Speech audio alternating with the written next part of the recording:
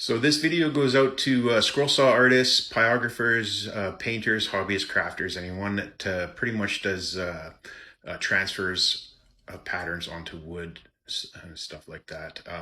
This morning I was watching a video on a fellow. He was transferring pattern onto wood. And what he was doing is he's using freezer paper and plastic film.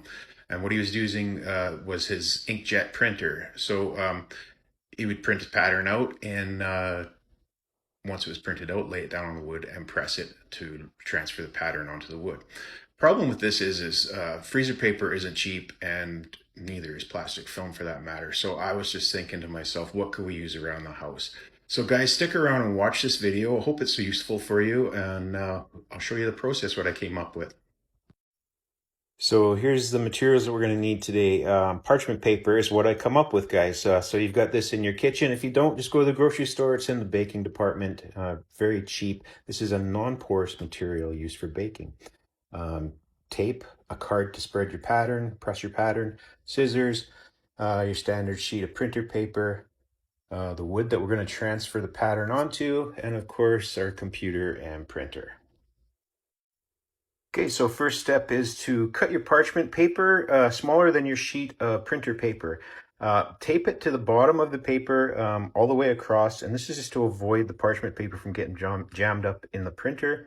And then just add a piece of tape at the top to hold it in place. Then we'll load it into the printer and print off our pattern.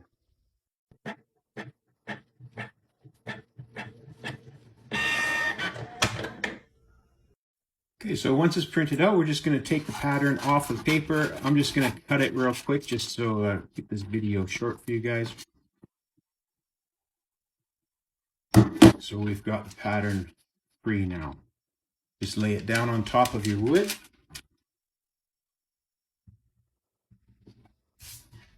Hold it in place.